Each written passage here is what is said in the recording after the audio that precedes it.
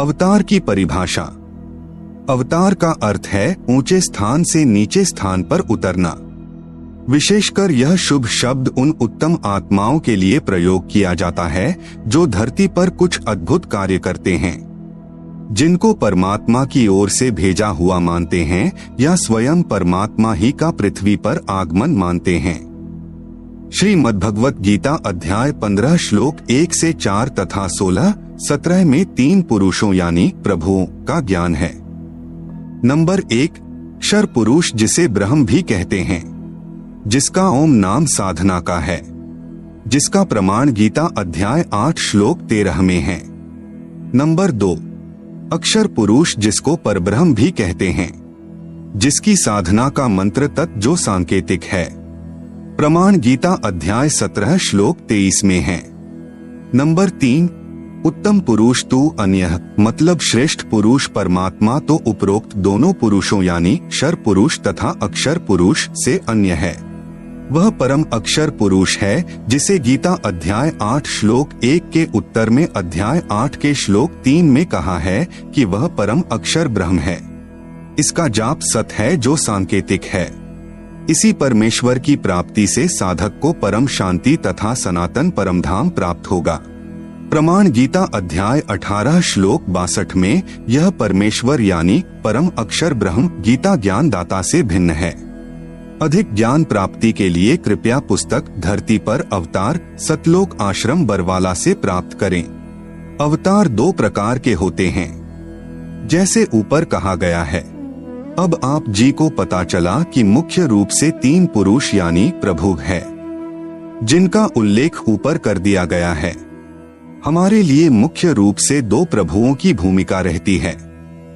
Number 1, क्षर पुरुष यानी ब्रह्म जो गीता अध्याय 11 श्लोक 32 में अपने आप को काल कहता है। नंबर 2, परम अक्षर पुरुष यानी परम अक्षर ब्रह्म जिसके विषय में गीता अध्याय 8 श्लोक 3 तथा 8, 9, 10 में तथा गीता अध्याय 18 श्लोक 62 अध्याय 15 श्लोक 1 से 4 तथा 17 में कहा है। ब्रह्म यानी काल के अवतारों की जानकारी। गीता अध्याय 4 का श्लोक 7, यदा यदा हि धर्मस्य ग्लानिर्भवति भारत अभ्युत्थानमधर्मस्य तदात्मानं सृजाम्यहम्।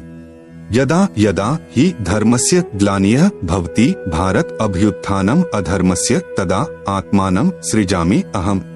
अनुवाद भारत यानी हे भारत, यदा यदा यानी जब जब, धर्मस्य यानी धर्म की, ग्लानिः यानी हानि और अधर्मस्य यानी अधर्म की, अभ्युत्थानम यानी वृद्धि, भवति यानी होती है, तदा यानी तब तब, ही यानी ही, अहम यानी मैं, आत्मानम यानी अपना अंश, अवतार, सृजामी यानी रचता हूँ अर्थात उत्पन्न करता हूँ।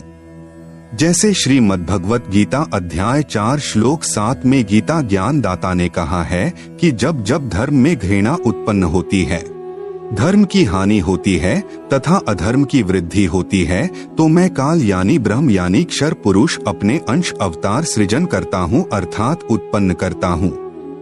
जैसे श्री रामचंद्र जी तथा श्री कृष्ण चंद्र जी को काल ब्रह्म ने ही पृथ्वी पर उत्पन्न किया था, जो स्वयं श्री विष्णु जी ही माने जाते हैं।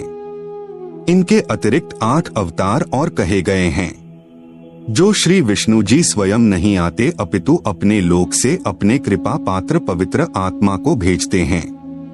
वे भी अवतार कहलाते हैं। कहीं कहीं पर 25 अवतारों का भी उल्लेख पुराणों में आता है। काल ब्रह्म यानी क्षर पुरुष के भेजे हुए अवतार पृथ्वी पर बढ़े अधर्म का नाश कत्लेआम अर्थात संहार करके करते हैं। उदाहरण के रूप में श्री रामचंद्र जी तथा श्री कृष्ण चंद्र जी, श्री परशुराम जी तथा श्री निहकलंक जी, जो अभी आना शेष है, जो कलयुग के अंत में आएगा। ये सर्व अवतार घोर संहार करके ही अधर्म का नाश करते हैं, अधर्मियों को मारकर शांति स्थापित करने की चेष्टा करते हैं। परंतु शांति की अपेक्षा अशांति ही बढ़ती है। जैसे श्री रामचंद्र जी ने रावण को मारने के लिए युद्ध किया। युद्ध में करोड़ों पुरुष मारे गए, जिनमें धर्मी तथा अधर्मी दोनों ही मारे गए। फिर उनकी पत्नियां तथा छोटे बड़े बच्चे शेष रहे, उनका जीवन नरक बन गया। विधवाओं को अन्य व्यक्तियों ने अपनी हवस का शिकार बनाया। निर्वाह की समस्या उत्पन्न हुई, आदि अनेकों अशांति के कारण खड़े हो गए। यही विधि श्री कृष्ण जी ने अपनाई थी, यही विधि श्री परशुराम जी ने अपनाई थी। इसी विधि से 10वां अवतार काल ब्रह्म यानी शर पुरुष द्वारा उत्पन्न किया जाएगा। उसका नाम निकलंक होगा। वह कलयुग के अंतिम समय में उत्पन्न होगा, जो राजा हरिश्चंद्र वाली आत्मा होगी। संभल नगर में श्री विष्णु दत्त शर्मा के घर में जन्म लेगा। उस समय सर्व मानव अत्याचारी अन्यायी हो जाएंगे, उन सर्व को मारेगा। उस समय जिन जिन मनुष्य में परमात्मा का डर होगा, कुछ सदाचारी होंगे, उनको छोड़ जाएगा, अन्य सर्व को मार डालेगा। यह विधि है ब्रह्म यानी कालक्षर पुरुष के अवतारों की अधर्म का नाश करने तथा शांति स्थापना करने की। परम अक्षर ब्रह्म अर्थात सत्य पुरुष के अवतारों की जानकारी। नंबर 1, परम अक्षर ब्रह्म स्वयं पृथ्वी पर प्रकट होता है। वह सहशरीर आता है, सहशरीर लौट जाता है। यह लीला वह परमेश्वर 2 प्रकार से करता है। नंबर 1, प्रत्येक युग में शिशु रूप में किसी सरोवर में कमल के फूल पर वन में प्रकट होता है। वहां से निसंतान दंपति उसे उठा ले जाते हैं। फिर लीला करता हुआ बड़ा होता है तथा आध्यात्मिक ज्ञान प्रचार करके अधर्म का नाश करता है। सरोवर के जल में कमल के फूल पर अवतरित होने के कारण परमेश्वर नारायण कहलाता है। नार यानी जल, आयन यानी आने वाला, अर्थात जल पर निवास करने वाला नारायण कहलाता है। नंबर 2, जब चाहे साधु संत जिंदा के रूप में अपने सत्यलोक से पृथ्वी पर आ जाते हैं तथा अच्छी आत्माओं को ज्ञान देते हैं। फिर वे पुण्यात्माएं भी ज्ञान प्रचार करके अधर्म का नाश करते हैं। वे भी परमेश्वर के भेजे हुए अवतार होते हैं।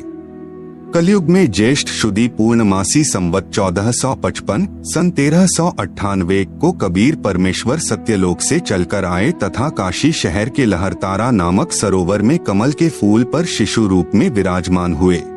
वहां से नीरू तथा नीमा जो जुलाहा यानी धानक दंपति थे, उन्हें उठा लाए। शिशु रूपधारी परमेश्वर कबीरदेव यानी कबीर परमेश्वर ने 25 दिन तक कुछ भी आहार नहीं किया। नीरू तथा नीमा उसी जन्म में ब्राह्मण थे, श्री शिव जी के पुजारी थे। मुसलमानों द्वारा बलपूर्वक मुसलमान बनाए जाने के कारण जुलाहे का कार्य करके निर्वाह करते थे। बच्चे की नाजुक हालत देखकर नीमा ने अपने इष्ट शिव जी को याद किया। शिव जी साधु वेश में वहां आए तथा बालक रूप में विराजमान कबीर परमेश्वर को देखा। बालक रूप में कबीर साहेब जी ने कहा, है शिव जी, इन्हें कहो एक कुंवारी गाय लाएं, वह आपके आशीर्वाद से दूध देगी। ऐसा ही किया गया। कबीर परमेश्वर के आदेशानुसार भगवान शिव जी ने कुंवारी गाय की कमर पर थपकी लगाई। उसी समय बछिया के थनों से दूध की धार बहने लगी। एक कोरा मिट्टी का छोटा घड़ा नीचे रखा। पात्र भर जाने पर दूध बंद हो गया। फिर प्रतिदिन पात्र थनों के नीचे करते ही बछिया के थनों से दूध निकलता। उसको परमेश्वर कबीर जी पिया करते थे। जुलाहे के घर परवरिश होने के कारण बड़े होकर परमेश्वर कबीर जी भी जुलाहे का कार्य करने लगे तथा अपनी अच्छी आत्माओं को मिले, उनको तत्व ज्ञान समझाया तथा स्वयं भी तत्व ज्ञान प्रचार करके अधर्म का नाश किया तथा जिन जिन को परमेश्वर जिंदा महात्मा के रूप में मिले उनको सच्चखंड यानी सत्यलोक में ले गए तथा फिर वापस छोड़ा। उनको आध्यात्मिक ज्ञान दिया तथा अपने से परिचित कराया। वे उस परमेश्वर यानी सत्य पुरुष के अवतार थे। उन्होंने भी परमेश्वर से प्राप्त ज्ञान के आधार से अधर्म का नाश किया। वे अवतार कौन कौन हुए हैं? नंबर 1 आदरणीय धर्मदास जी, नंबर 2 आदरणीय मलुकदास जी, नंबर 3 आदरणीय नानक देव साहेब जी, सिख धर्म के प्रवर्तक, नंबर 4 आदरणीय दादू साहेब जी, नंबर 5 आदरणीय गरीबदास साहेब जी गांव छुड़ानी जिला झज्जर हरियाणा वाले तथा नंबर 6 आदरणीय घीसा दास साहेब जी गांव खेखड़ा जिला मेरठ उत्तर प्रदेश वाले। ये उपरोक्त सर्व अवतार परम अक्षर ब्रह्म यानी सत्य पुरुष के थे। अपना कार्य करके चले गए, अधर्म का नाश किया, जिस कारण से जनता में बहुत समय तक बुराई नहीं समाई। वर्तमान में संतों की कमी नहीं परंतु शांति का नाम नहीं, कारण यह है कि इन संतों की साधना शास्त्रों के विरुद्ध है, जिस कारण से समाज में अधर्म बढ़ता जा रहा है। इन पंथों और संतों को सैकड़ों वर्ष हो गए ज्ञान प्रचार करते हुए, परंतु अधर्म बढ़ता ही जा रहा है।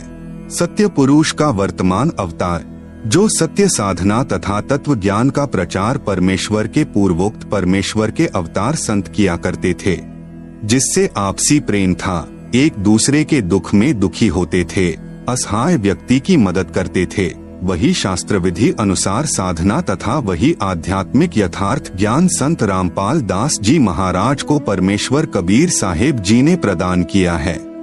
मार्च 1997 को फाल्गुन मास की शुक्ल प्रथमा को दिन के 10 बजे जिंदा महात्मा के रूप में सत्यलोक से आकर संत रामपाल दास जी महाराज को सतनाम तथा सारनाम दान करने का आदेश देकर अंतर्ध्यान हो गए। संत रामपाल दास जी महाराज भी परमेश्वर यानी परम अक्षर ब्रह्म के उन अवतारों में से एक हैं, जो आध्यात्मिक ज्ञान के द्वारा अधर्म का नाश करते हैं। अब विश्व में शांति होगी। सर्वधर्म तथा पंथों के व्यक्ति एक होकर आपस में प्रेम से रहा करेंगे। राजनेता भी निर्भिमानी, न्यायकारी तथा परमात्मा से डरकर कार्य करने वाले होंगे। जनता के सेवक बनकर निष्पक्ष कार्य किया करेंगे। धरती पर पुनः सत्ययुग जैसी स्थिति होगी। वर्तमान में धरती पर वह अवतार संत रामपाल दास जी हैं। अब घर घर में परमेश्वर के ज्ञान की चर्चा होगी।